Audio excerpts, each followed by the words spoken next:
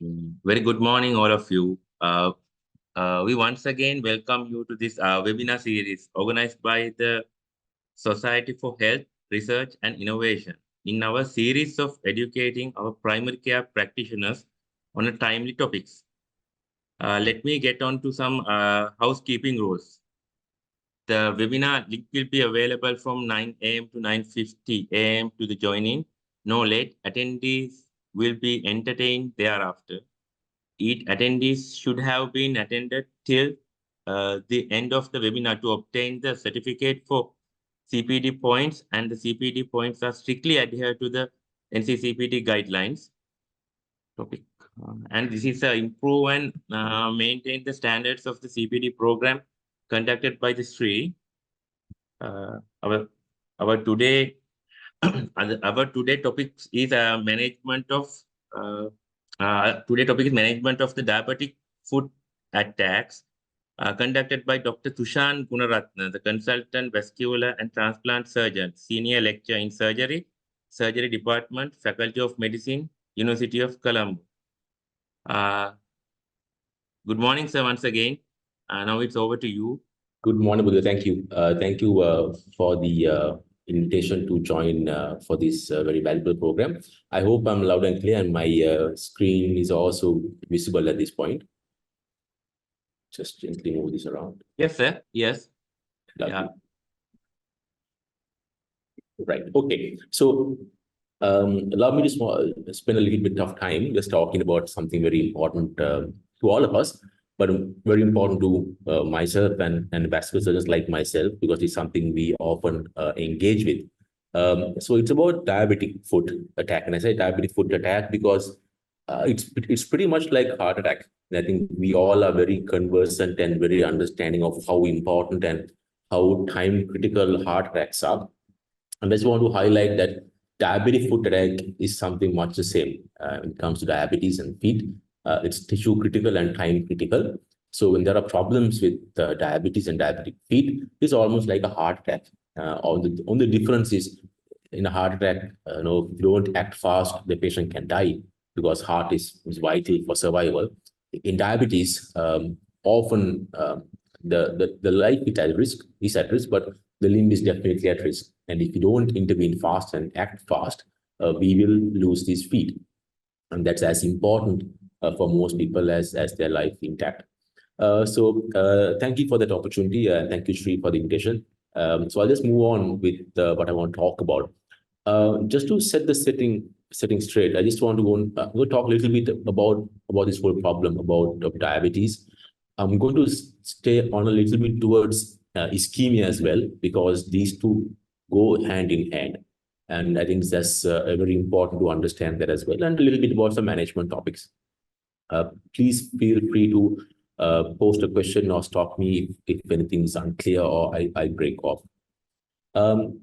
So I'll get to diabetes, but I just want to start off with peripheral vascular disease, because like ischemic heart disease, like stroke, the disease of vessels affects the entire body, and the limbs are also quite affected. There is a lot of evidence that it's a huge burden at present, much more than stroke, as bad as coronary heart disease.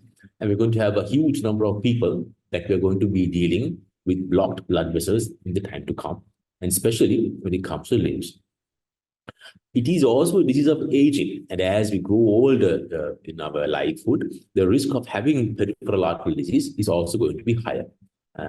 And what is important to understand is that Sri Lanka is an aging population, and we do expect that another 5-6 years' time, about a quarter of our population is going to be over 60 years of age, are going to be what's called the elderly age group. So peripheral vascular disease is something that you are going to see in whatever form of practice you do, whether it's a government practice or your own individual private practices. So we all know how atherosclerosis works. It's cholesterol that deposits in the blood vessels, and they keep on blocking the blood supply. And when it happens to the legs, we feel that that is the primary problem, but that's not the case. If somebody has peripheral artery disease and their blood vessels, the legs are blocked, we got to remember that the entire thing is happening all over the body. In fact, the risk of having a death from myocardial infarction and stroke are 6 times higher than anybody else. So if you look at the risk factors, and getting close to diabetes now, because this is what we'll talk about today, the two most important risk factors, and this is the famous Framingham Heart study that looked at all these risk factors many years ago, about 3 decades ago. Smoking and diabetes are the most important factors when it comes to blockage of blood vessels. And there are so much of people right now in the world who are going to be having diabetes, and Sri Lanka and Southeast Asia is considered one of the diabetic hubs or epidemics of diabetes. And in a recent study by Colombo and Demal, they found that about 8.5% general prevalence of Sri Lanka have a diabetic prevalence. So 1 in 11 adults have diabetes. And that's just going to keep on getting worse and worse. So what you got to know is that if there are so many diabetic people in the world, and especially in our country also, anybody over age of 50 who are having diabetes, 1 in 3 will also have peripheral artery disease. So you can imagine how much of a burden that is going to be at present. Now, when I say diabetic foot attack, it means that there are a lot of different aspects that we need to think about. It's not just one thing, not simply a heart attack, like you have for heart attack, various types of vascular problems. In the diabetic foot attack, also there are different types of problems, and not all of them are because of a blood supply issue. Think of something like a diabetic foot infection. There could be no ulcers, no wounds, no injuries from outside that you can see, but there could be infection. It could be pus, it could be cellulitis, something like that. Of course, there are people who progress to getting ulceration, right? And there could be loss of tissue in patient diabetes. Then you see all of these people in your day-to-day practice. Some of these people will end up with gangrene, where they lose their blood supply. And you can see evidence of gangrene in some people. Right? Some of them have deformities in their feet. And one classic foot deformity is called the charcoal foot, where there's loss of architecture, loss of foot collapse, foot arches, and the foot is collapsed. Now, all of these are essentially part of the diabetic foot attack. All of these are part of this whole problem of diabetic feet. And you'll see this entire spectrum in diabetic people if they don't control their blood sugars. The result is that these people, some of them unfortunately, will end up with minor amputations. They could lose a toe or a number of toes. They would also end up losing their limbs, which could be a major amputation. So the problem of diabetic foot attacks is that if you don't identify these initial problems, the infection, the ulceration, the deformity, and the ischemia, you're going to lose limbs and lose legs and lose life. If a patient has diabetes and peripheral vascular disease together, there's a 15 higher chance of amputation than anybody else in the population. It's a staggering numbers. And what is known is that more than 60% of non-traumatic, it's not the trauma guys, anybody who loses a leg, over 60% of them over the age of 20 years are those with diabetes. And in our study group as well, in our practice now at National Hospital, about 85% of these major limb amputations are diabetes. Right? If you look at the problem of diabetes, it is not simply losing the leg, and that is a real problem in this whole scenario. So the classic graph that I'm sure most of you would have seen already. If you plot the 5-year mortality of various diseases, the breast cancer is something so much having a lot of awareness. A lot of people know about it. We do screening, we do memos. And 5-year mortality in general is about 12 to 13%. If you look at charcoal foot, the diabetes with no ulcers, no infection, no gangrene, just that deformed foot, their 5-year mortality is thought to be 29%. If you put an ulcer on top of these patients, if you put an ulcer as well as diabetic foot ulcers, their 5-year mortality is about 30%. And that is as bad as all cancer plotted together. So the compiled mortality, 5-year mortality of all cancer is around the same as having a diabetic foot ulcer. If a patient is not sorted out and they lose a toe, it's a minor amputation, or lose few toes or part of the foot, a minor amputation, their 5-year mortality is 46%. If you have a patient with vascular disease, in diabetes, and you have been able to successfully sort it out, even then, their 5-year mortality is 50%. So half of them will be dead by 5 years of time. If a patient loses their limb, that mortality is about 60%. And the only thing that is worse than a patient with diabetes who has lost their limb is the worst cancer ever in the world, and that's lung cancer uncontrolled. And that mortality is quite poor. So just to set the spectrum of how bad this problem is, it's not simply losing the toes. It's not simply losing a part of the foot. It's also the problem of losing their livelihood and their life expectancy coming drastically down in this patient group. So what is important, if you're in the primary health care, you're in a setup that is involved in diabetic care or looking after patients with diabetes, it's so important that if you can prevent an ulcer in a diabetic patient, there's a huge benefit in terms of mortality and morbidity. Right? So prevention is primarily one of the most important things in bringing that 5-year mortality down. If by some chance there's an ulceration, it's very important that we try and heal it. Right? If you need to lose tissue, at least end up with a minor amputation. Right? Because major low limb amputees with diabetes, the 5-year survival is pretty appalling. And there's nothing we have been able to do so far with all the best medical treatment to bring it down. So I hope that just send small understanding to you all and set a small vibe as to what this problem is, how bad this problem is, and why I want to talk about this diabetic foot attack. And at whatever level of care you're involved in, if you can prevent ulcer from happening, we look after diabetic patients, screen them, make sure they're looked after, and to prevent an ulcer, that's the most important thing. If you're dealing with wound care or in surgery, surgical practice, you might see patients with diabetic foot disease. If you pick it up, solve the infection out, solve the ulceration out, and can heal that patient, that's even better. Right? Idea, try and make sure we prevent limb loss in diabetic patients. Okay, so let me just set a small scenario that just sort of make it more clinically sort of applicable and just to give some scenarios, so some context of this problem. And this is a very common problem. One of the most common presentations we always see, a patient, let's say Sunil, not his real name, he's diabetic.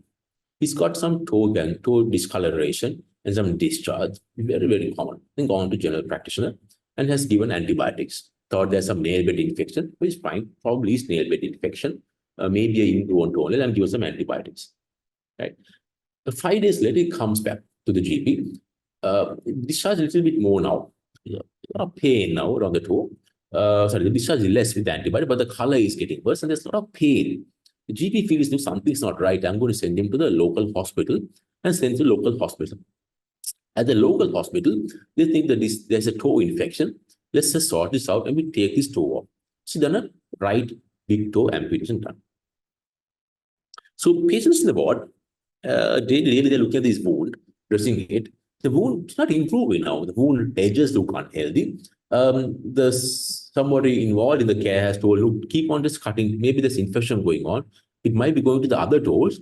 And gradually, he's come to a point where somebody's told him, look, this is not going to sort itself out. He might need to amputate your leg. And then he comes to us, as often, very late, comes to Vascular saying, look, they are going to take my leg off. Can you sort it out? Now, leaving all those aside, how is it that that small little lesion on that toe, which probably was a nail bed infection, and ended up in a point where the part of the foot is gone, the first toe is gone, half part of the foot is gone, the second toe is also now gangrenous, and is almost at the verge of losing his leg.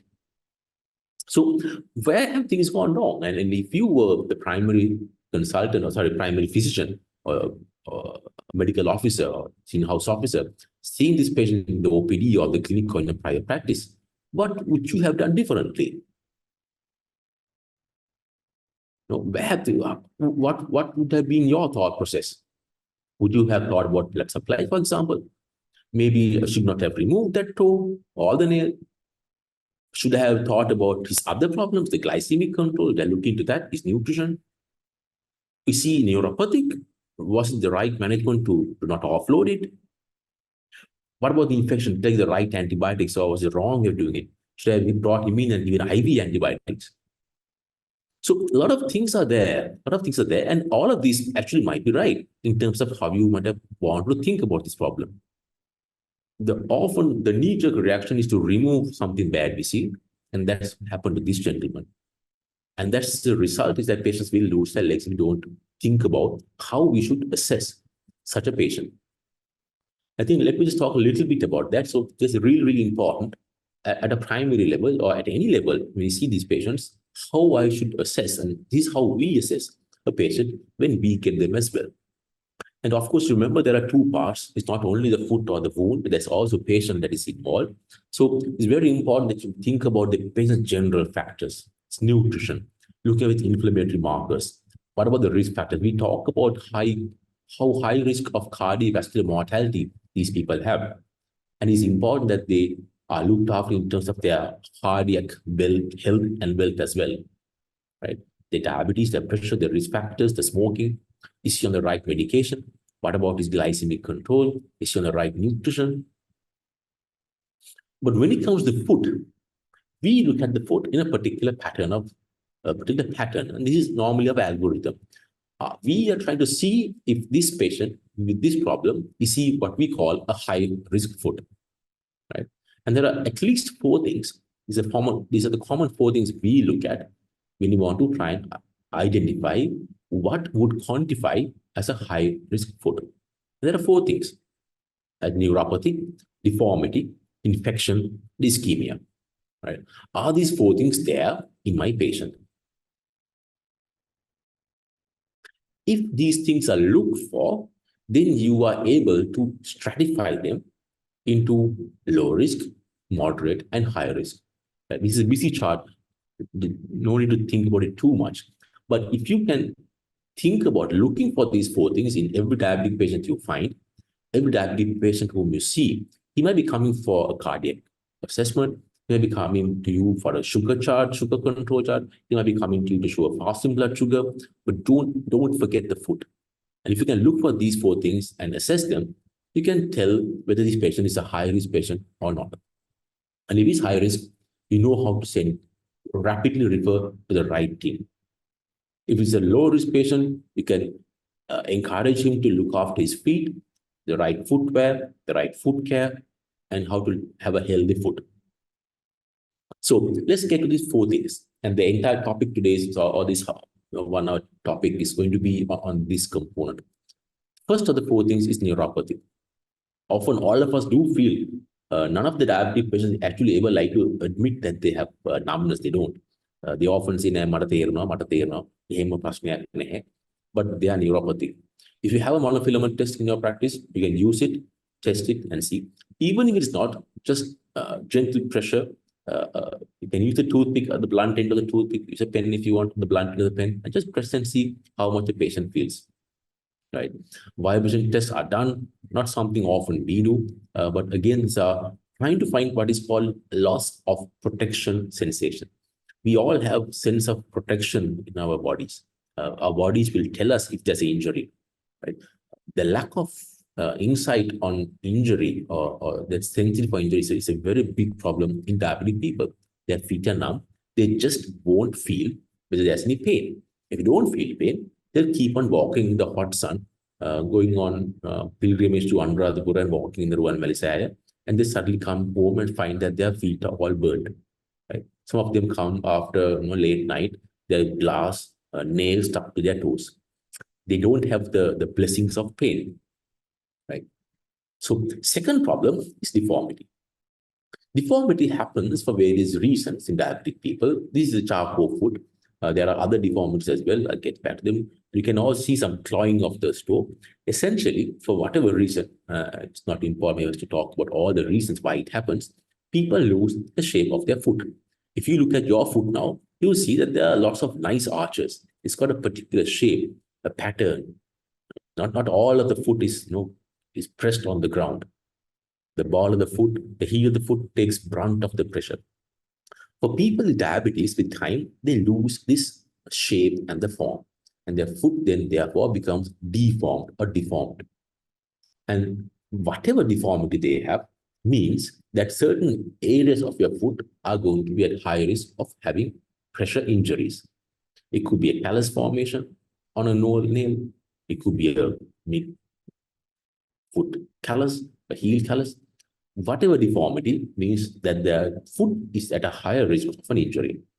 Also, what is important is that these sort of patients with their deformity, whatever you do to heal that wound, unless the patient stops putting pressure on that point, these wounds won't heal. So if you are involved in wound care, if you see deformity, you need to be sure, you need to find a way of trying to sort or control the deformity when it comes to wound care as well. Unfortunately, numbness is not something we can treat. Neuropathy is hardly ever treatable once it comes to that point. So it's about looking after and preventing further injuries. Deformity can be corrected in some people. Also, it's important that we modify our dressings, if we do them, to accommodate for this deformity, and that we call it offloading. Anybody wants to ask about it later, I'll explain a little bit later on. Right. Of the four things that can cause a problem to make it high risk, the first two are perhaps slightly benign. They're all very important. Neuropathy and deformity are unlikely to kill the foot. What kills the foot are these two next components, infection and ischemia. And these two together is a deadly combination. So first, let's talk about infection, the third one, right? So we talk about why this problem is such an important thing, why diabetes is such an important problem. The fact that you will lose your limbs if you don't look after them. The fact is that they have a very high mortality, as bad as any other cancer, and only second to lung cancer in terms of outcomes of 5 years. We need to be able to identify a high risk foot in our practice. And there are four things we look at for these high risk things: neuropathy, deformity, infection, ischemia. We talked about neuropathy. We talked a little bit about deformity as well. These two next ones are the most important part of what I'm going to talk about, because it's something that you need to identify early as possible. Right. So infection. Is the infection? So it sounds like a very straightforward thing, and it's probably true. Infection. We all had small abscesses. We had sebaceous that had abscesses. We had a small injury that had wound infection. We know this. It doesn't look like it's so complicated. All wounds have bugs. Don't forget that as well, right? All wounds are contaminated. And a little bit of bugs are not too bad, but if the bug load is too high, that is not good for the wound. And this whole spectrum of these infections and how this infection runs. And if you look at this continuum of wound infection bioburden, at the left side is just contamination. They're just bugs on the wound surface. As we go towards the right side, these bugs, they gradually start invading into the tissue, causing a host reaction, a host response, and infiltrating not only to the wound, not only to the soft tissue, might be even the deep tissue, the fascia, the muscles, and sometimes the blood supply, the blood vessels, and enter into the bloodstream as well, and therefore that can cause septicemia. Right? Now, how do we identify this problem? A wound swab is something that most often all these people come to us with, saying, I have a swab, lot of resistance to this swab, what do I do? Every wound swab is going to have an organism, right? That's not important. What is important is that is it contaminated or anything more than that? All these people are at high risk for infection for various reasons. Diabetes is something that's going to put them at such a high risk of diabetic foot infection, even if their fasting blood sugar is good, even if their HbA1cs are good. Simply by having diabetes, even with the best of control, they are going to be at a higher risk of having infections. Now, we often know this classic signs. If you have abscess, you have seen this. Heterosebaceous, you have seen this. Redness, form, is painful, is tender, it's swollen. All these classic signs of inflammation are there when it comes to infection. The problem in diabetes is that these are often not there. If you see them, it's quite late on in the disease process. So a high degree of suspicion is required, unfortunately, when it comes to diabetic patients. Right. Now, just put this information in case there are surgical trainees or people who are in surgical practice, just to know what evidence is around. There are evidence-based criteria, but essentially, it's about looking at the wound, talking to the patient, touching the foot, get the odor of the wound, use all your senses to see if there's infection or not. Patient slightly feeling unwell, not in the best. Excuse me. Hello? All right, can I call you back in half an hour? Thank you. Sorry. So if these things are there, we look for these things, you can identify wound infection, right? If there's ulcer, things are different. The color of the ulcer, the exudate, the poor healing process, the odor of the wound, all is important, right? Sometimes it's very, very clear. You can see there's infection. You can see the pus. You can see the abscess formation. You can see the discoloration, the swelling, the yellow color, stuff underneath, right? But these are all late presentations. These patients would have had diabetic foot infection for weeks and weeks before this time. At this point, they were all lost a lot of tissue because of the sepsis and the pressure in those compartments. The idea is to pick things up early. So looking for very early signs of swelling, erythema, tenderness, warmth, any discharge, press and see what's going on. Be able to pick up if there's infection. Right? It could be mild, moderate, or severe. Try and assess each of your patients to look for these things. Talk to the patient. Is the patient feeling unwell? Has he lost his appetite? Is he having some low-grade fever? Does he not feel right these days? All these are signs of an early infection going on. One important thing in infections is to exclude or look for osteomyelitis. That's when the infection goes deep into tissue and into the bone. This especially happens with diabetic foot deformity, right? Because as the foot gets deformed, the bones start to jut out a little bit, and they are at high risk of infection. The problem is, even if those wounds heal initially, they keep on coming back because of chronic osteomyelitis. Sometimes that can lead to a sudden flare of sepsis, and they get a huge bout of diabetic foot infection. One test you can do in your practice is called a probe to bone test. If you have an instrument, it could be even a osteoforceps, a toothpick, that's okay. Some metal instruments are always better. And you gently introduce this probe into the bone. And if you feel a grating sensation of the bone, that essentially means there's osteomyelitis, right? Of course, there are lots of other things we do for infection. There are blood tests, CRPs, full blood counts, procalcitonin if you want. There are X-rays, there are MRI scans. We have seen so many times people coming with normal white cell counts, normal CRPs, normal ESRs, right? Procalcitonin might be actually reflective, but it's not something we often do. It's so costly and not easily available.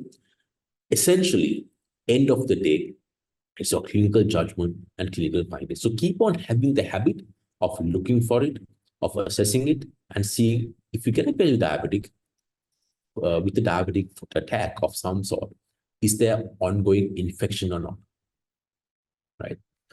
This looks like a very straightforward ulcer, right? Somebody could say there's a foot ulcer. It's been there for months and months now. You keep on addressing this. But for me, and if you can observe as well, honestly, there's something slightly not right. You see some changes in that foot. It's slightly erythematous, perhaps. If it's the first day you're seeing, you might not notice it. But if you're seeing this patient regularly, you might be able to pick up there's something wrong. There's some color change going on. And also, not sure anybody noticed that spot. And there's also another second spot that looks like it's slightly flaking and a yellow color tinge to it. Right? And the reality is that all this is all connected. This is a diabetic foot infection involving the entire heel pad. And the entire thing had to be debrided. Right? If you miss this for another week, the next time the patient comes, he'll be in florid sepsis, he'll have high blood sugars, he'll have fever, loss of appetite, and he'll end up losing the leg perhaps. So it's essentially a clinical diagnosis. You got to remember foot infection signs might not be so obvious. It's very important that you try and press on areas that looks like it's suspicious and see if there's any discharge coming from the wound. Infection travels along tendons. They travel along tendons and facile spaces. You might not see this initially. So expressing is very important. It's easy to show this rather than telling on a slide, but Just think about it, and then time comes, might be able to show one day as well. Clinical findings for me rule over any blood test, right? Osteomyelitis is useful to identify if you can. Need to try and collect infected wounds. You need to try and find if there's infection. If there's infection, you need to try and take a sample off, right? And if there's infection, antibiotics are required. It requires long antibiotics if there's osteomyelitis. There are guidelines, and there are national guidelines on what antibiotics to use. These are all accessible on the internet, on the Ministry of Health. So just go through these guidelines. I'll just put this out in case this is a recording or you can review later as to what are the first line antibiotics when it comes to mild infection of diabetic feet as well as severe infection. And if there is underlying osteomyelitis, what is the recommended drug of choice and the duration? You can read these guidelines later on.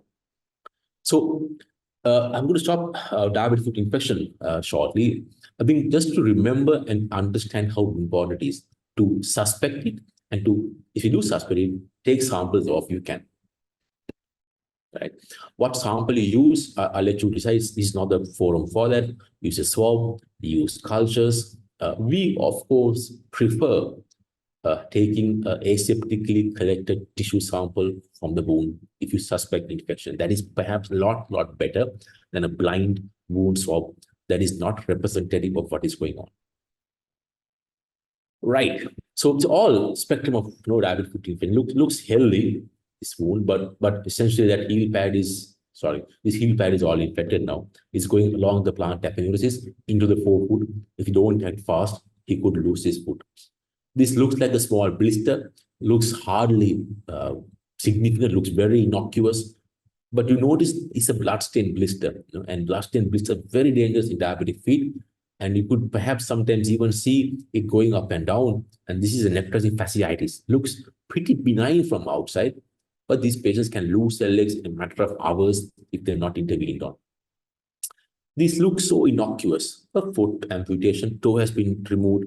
Doesn't look anything significant going on there. But when you did press along the flexor tendon, and this is where you might want to press, along the tendon, you might be able to express pus. And this infection is tracking all the way down. So was it wrong to debride the nail infection? I mean, if there's infection, we do debride. There's nothing wrong with it. You got to be careful as to how you do it. We might have been able to manage the antibiotics. But the more important question is not whether it is wrong to debride or not, but to understand why this happened. Because we often debride. We often debride bad infection. This looks like a horrible diabetic foot infection. There's pus pouring all over the place. And we have debrided it and looks very healthy, very clean.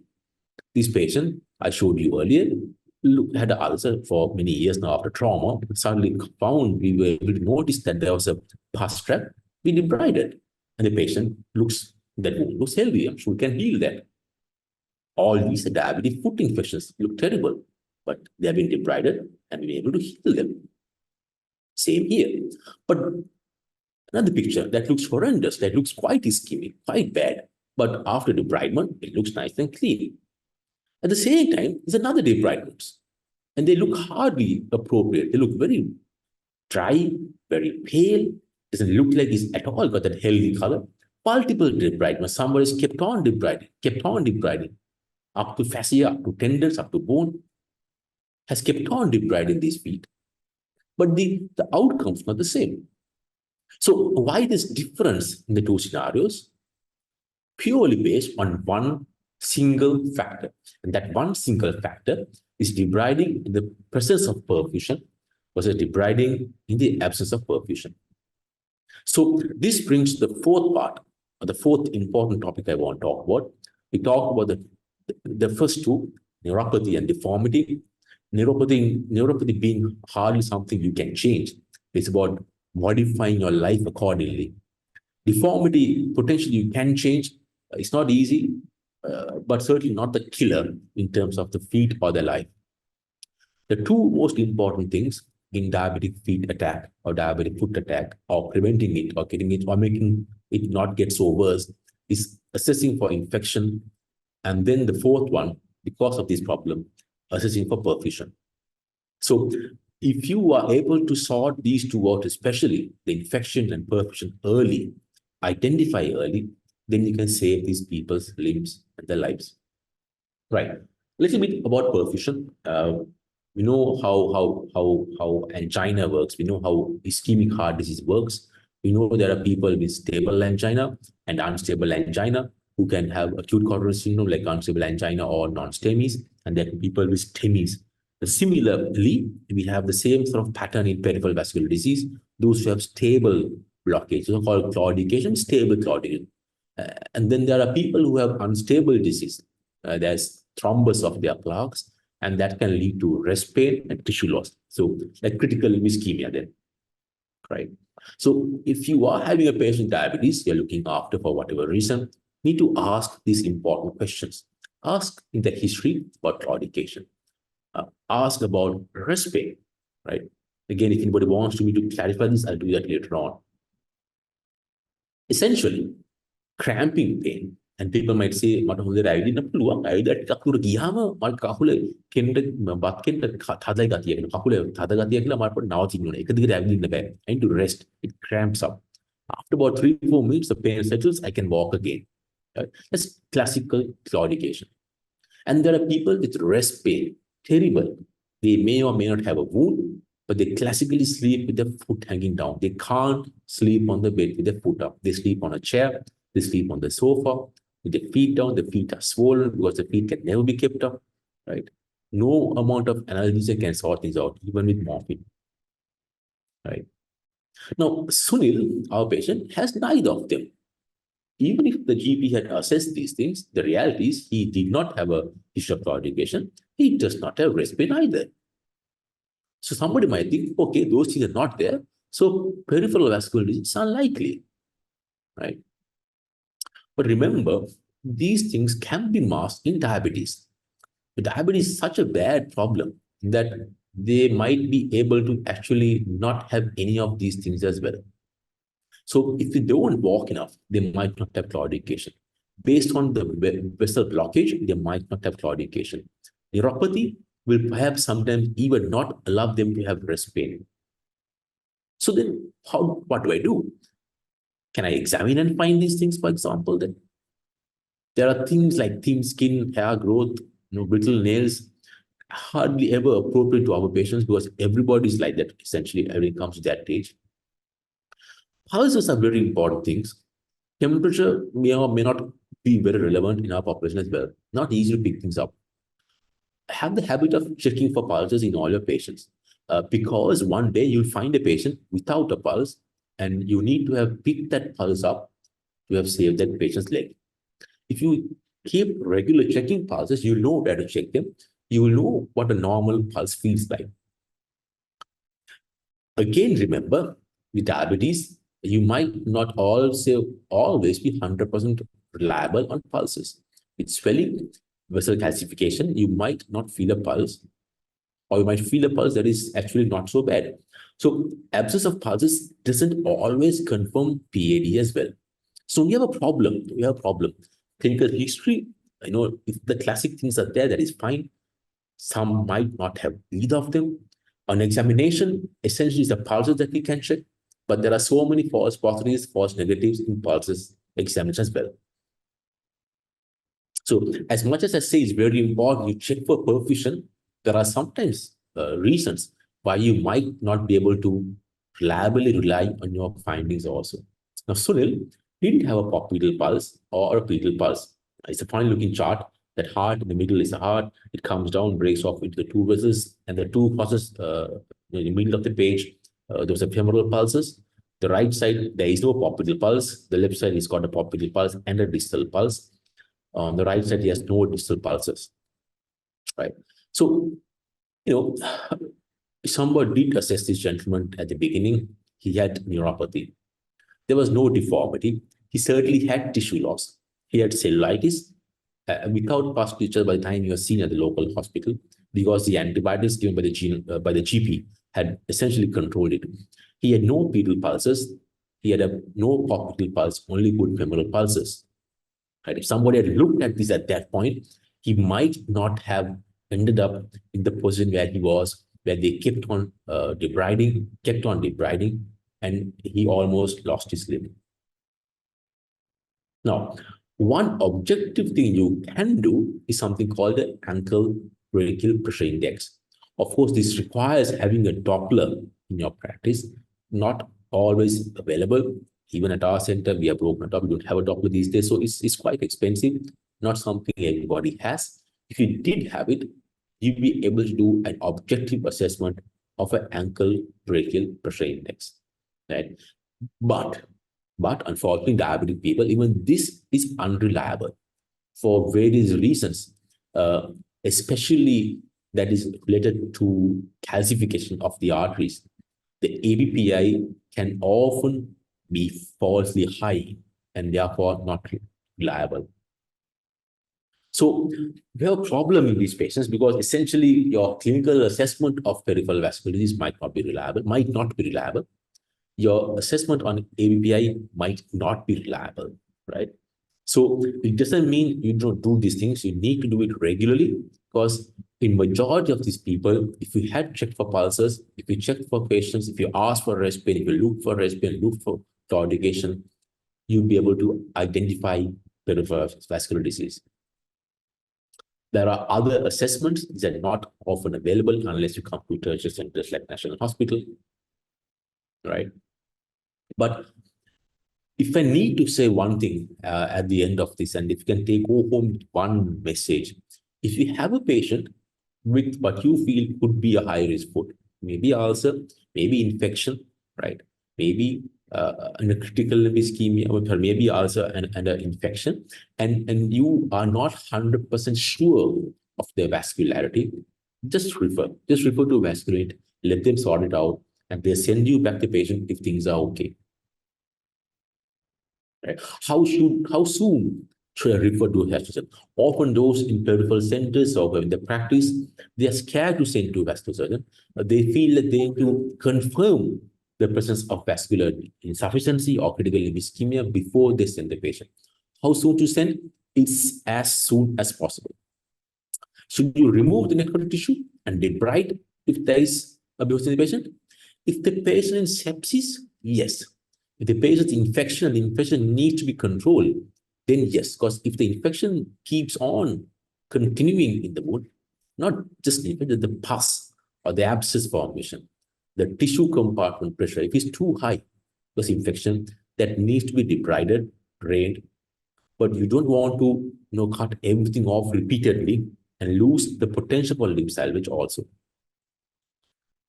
Often surgeons as well, they like to do duplex scans and confirm that there is blocked vessels on a duplex scan before sending for assessment for vascularity. Should you do that? Answer is absolute no. Absolutely no. It is not required. It is often not easily available. It's going to take you sometimes days or weeks to get a scan done. We don't do scans to diagnose critical ischemia either, right? Therefore, there's no point doing a scan to confirm the disease. Scans are done essentially to try and plan things out. If the clinical judgment is going to say it looks ischemic and it feels ischemic, if the ABI is reliable in terms of ischemia, then just we go ahead with it. We don't rely on the duplex scan to diagnose critical ischemia. Right. So I just hope I was able to just set a small spectrum of thought in this process. Probably close now. I should stop very soon. That when it comes to diabetic foot attack, these are the important things you need to look out for. Right. Last few slides, just a little bit about how we manage these patients, because we might send these patients back to the community, to the general practice, to your surgical practice once things are done. Essentially, there are options that we can have for a patient with diabetic foot disease and ischemia, right? If it is, if there is no ischemia, this is not relevant, obviously. Then we would look after the wound care, antibiotics, offloading, footwear, foot care, glycemic control, nutrition control, all those things. If there is ischemia, this is what we would do. We would try and revascularize. We might consider amputation. We might do nothing for various reasons. Essentially, whatever you do, you need to decide and act fast to these people. There are three spheres we look at. We look at the patient. look at how fit the patient is for whatever we want to do. We look at the wound or the limb in terms of what is the risk of losing their leg. Does this wound and this patient have a benefit in terms of revascularizing? And we have our own classification, like you have heard of TNM for cancer. We have our classification as well. It's called Wi-Fi classification. I'm not going to talk about it now, but that is something we do. And finally, we look at anatomy. Only at this point do we, as the vascular surgeons, look at duplex scans to look for disease and where the blocks are. Up to this point, we wouldn't have even done a duplex scan. Therefore, just to reiterate, there is no reason of doing a duplex scan and trying to confirm a disease, which you can't do at all, before you transfer patient or refer patient for a vascular or a surgical opinion. So we look at these phase and we decide on how to revascularize. We might do imaging, various things. Often we end up doing bypass surgeries because it is what is available to us. This is an auto-bifem surgery, high up in the tummy. This is a distal disease, especially with diabetic feet, diabetic foot attacks. The distal disease actually tends to involve primarily the part between the knee and the ankle, right? So they have what are called distal bypasses. This is one of them in the foot, right? It's a popular distal bypass. And wounds can be sorted out if we look at them early. We can get these wounds sorted out. They look healthier, they granulate, we can heal these wounds. Even people whose feet look like they're terribly gone, deformity, loss of tissue loss, we still are able to save if we can act fast, right? A successful bypass has the best results, but there's a lot of morbidity involved as well. So not everybody is fit for it. And the vascular is a different approach. It's a newer approach that's now getting more and more common in Sri Lanka. We do it often in both government sector and the private sector nowadays. Facilities are limited in terms of infrastructure and the tools, but it's getting there, right? And people who are perhaps not fit for bypass procedures because they are old, because they've got ischemic heart disease, because they've got heart failure, because they've got lung disease, they can actually undergo endovascular intervention as well. So don't feel there are no options. There are always options to revascularize in any patient we see. Gradually, we've seen endovascular becoming more and more common, and we've seen because of interest of people, because of awareness, because of referring sooner, globally, there is a gradual decline in major lower limb amputations. And it's causes and activities like this that help the process in our country as well. The 230 participants, if you are looking at this and you see a patient, this could potentially be 230 patients who have been saved of losing their leg because you are aware of looking for these problems and referring early, right? Things have evolved. Balloon angioplasties are not simply putting a balloon and opening it out now. There are stents, there are drug-coated balloons, that have becoming very popular, very expensive though, but was very popular, more common for cardiac disease. And also, skip the slides, there are new things called atherectomy, especially diabetic people, because there's so much of calcium in their vessels, they can't be unblocked, they need to be cut through. So before I go, and I want to, we talk about this problem because unfortunately, we have seen this happening. We're seeing patients coming like this, who have not been assessed by somebody, who have had inappropriate wound care, whose diabetic foot attack has not been controlled, with bad bandaging, bad dressings, missed ischemia, missed infections, and this is the sequelae of that, right? This is the sequelae of not being aware of assessing these problems, not knowing what to look for. And perhaps now you would know, and you would never ever end up having a patient who's going to end up like this. Right? We would not debride without assessing. We would not manage a patient without assessing their problems. Right? And if you are able to look at these people and send them early, like this gentleman, they can go home with a healed ulcer, not a toe amputation, a healed ulcer, and their mortality is significantly less. Even these people with such bad outcomes, such deformed feet, such loss of tissue, they're gone home with their limbs intact, right? So essentially, I hope that I got through in terms of some information. If you can go home with some important things, just some important few messages, take home messages. I think just to realize diabetic foot attacks are going to be a hugely important disease process in our country. It's a huge problem in Southeast Asia. We are the global capital of diabetes from the as a Middle East, or two areas, Middle East and South Asia, are the hotspots of diabetes, right? And that's going to be, it's not going to change. It's the lifestyle, the diets, and all of us. Therefore, 1 in 3 adults are sorry, 1 in 11 adults are going to have diabetes. Of these people with diabetes, 1 in 3 will have peripheral vascular disease.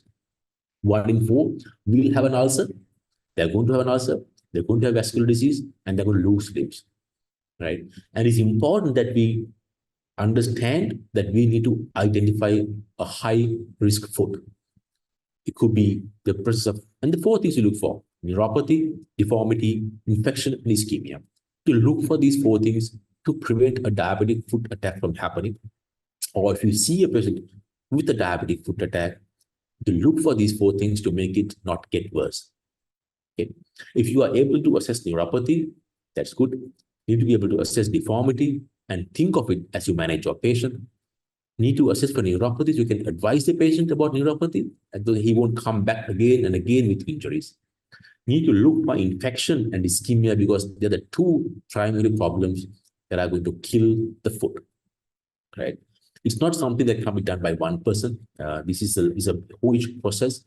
Lots and lots of people are required. We are having lots of certificate courses. The university has a program called the Pasavia. We just finished our first certificate course in bone can limb salvage. Do have I'll post on a chat group in what he wants to think about it. It's a 10-week course that the university does. Unfortunately, we can't accommodate many people because there are hands-on sessions. But there are lots of places where you can learn about wound care, learn about diabetic feet, and understand this whole problem, right? It's the passion and the commitment that drives towards achieving healing, and not the designation of whether you're a consultant or whether you're a nurse or a medical officer or a in-house officer. It's your passion and your commitment, right? It's not one person's or one specialty job. It's everybody's job. And only those who are interested, like you, and you can help us change how we manage diabetic foot attacks in our country. So thank you for that. Buddhiga, over to you, Buddhiga. Back to you, rather. No. Hello. Hi. Yeah.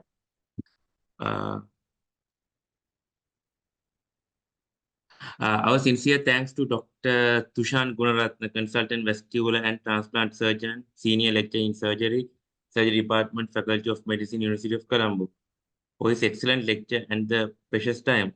Sir, there are a few questions. Can I proceed with that, sir? Of course. Sir, first question is one of our doctor have asked, what is the most appropriate dressing for the diabetic ulcers? Right. So I didn't want to talk about dressings at all in this topic. I simply stayed on some principles. Wound dressings is a topic on its own. I'm happy to talk about another day if you all want. There are a few principles in terms of deciding about wound dressings. It's not to say there is one particular type of dressing. Again, it's about assessment. There are lots of dressings in the market, which could be something simple as saline or acetic acid, to very costly dressings that are 8,000, 10,000 rupees expensive. It's about choosing the right dressing. And I can't tell you a dressing, but if you want to just see, there's something called a time concept, and we decide on dressings based on this concept. So I might not be able to give you an answer as to what is the ideal dressing for the dressing of a diabetic foot patient. It depends on what you're trying to achieve with that dressing. Again, that's such a big topic. I'm happy to talk about another day if you all want. Yeah. Because okay, thank you, sir. Sure. Okay, so there's another one question, sir.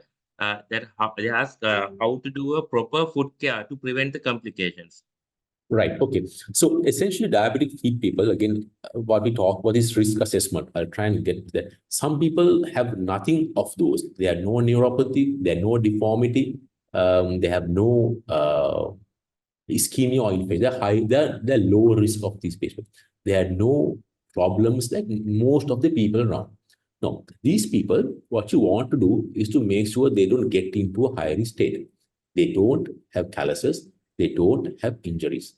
Now, what we advise for these people, and that's what we tell, you got to spend 2 minutes for a day doing this in the night time. Diabetic foot care is about assessing and inspecting your feet daily. Have a look at your foot daily. If you can't do it yourself, because often the eyesight's poor, they can't bend down and look at their feet. There are devices that has a camera, like a camera or a mirror, or you get someone to do it. Inspect the foot daily. Inspect the foot from behind, from top, the nails, and in between nails. All these four parts. Look for anything unusual, anything red, anything swollen, anything discharge, any tissue, any injury, anything like that. If there's nothing wrong, that is fine. You wash your food daily. Use normal water. Don't try to use hot water. They're often neuropathic. They're trying to put their feet in hot water and boiling water and they burn their feet. So don't do that. Pat your feet dry with a towel. Don't rub it. Apply some moisturizing cream, some emollient on the foot. Do not apply emollient on the web spaces because if you do that, then moisture can cause fungal infection. Inspect your nails. If you cut your nails carefully. You cut your nails square. You are best not to do it yourself. So, foot care for us is essentially telling this for each of your patients at every single visit. And if they do this 2 minutes for a day in the night, that's all it takes. They will look after their feet better. Okay, thank you very much, sir.